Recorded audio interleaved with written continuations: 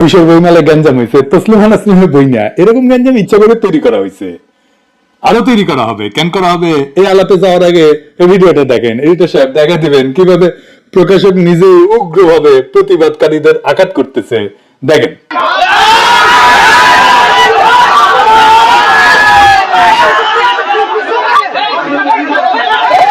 যে স্টল ঘুরিয়ে দেওয়া হবে, এটা কি সাম্যবাদ? এটা কি মানবতাবাদ? স্টল ঘুরিয়ে দাও, স্টল আমরা ঘুরাই থাকা না না, এই প্রস্তুত দেওয়া আমার কথা বুঝেন ভাই। আপনি যে আওয়ামী লীগ কিনা বলেন, আপনি যে আওয়ামী লীগ না, আমি আওয়ামী লীগ না।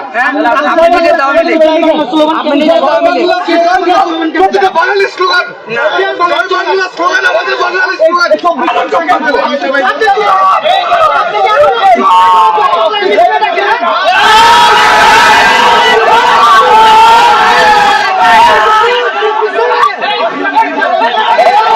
এই ভিডিওটা ভাইরাল হওয়া দরকার ছিল, কিন্তু হয় নাই।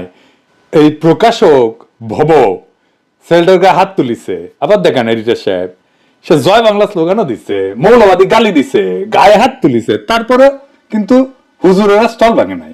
ভব সব রকম ভাবে ট্রাই করছে উস্কানি দিতে। এই ঘটনার সাথে সাথে কলকাতার আনন্দবাজার নিউজ করে বাংলাদেশে নিউজ হওয়ার আগে, মানে আনন্দবাজারের লোক হাজির ছিল ওইখানে, তাই সেই সিন ক্রিয়েট করেছে, গলা ফুলায় জয় বাংলা স্লোগান দিছে। সেই জয় বাংলা স্লোগান যা খুনি হাসিনার আদালতের মাধ্যমে স্লোগান দেওয়াকে বাধ্যতামূলক করেছিল, সেই স্লোগান, সেই ফ্যাসিবাদের স্লোগান এখন আদালতের মাধ্যমে জয় বাংলা স্লোগান দেওয়াকে ক্রিমিনাল অফেন্স হিসেবে ঘোষণা করতে হবে। আর তা না পারলে জনতার আদালতের মাধ্যমে জয় বাংলা স্লোগান দেওয়াকে ক্রিমিনাল অফেন্স হিসেবে আমরাই ঘোষণা করে দিলাম।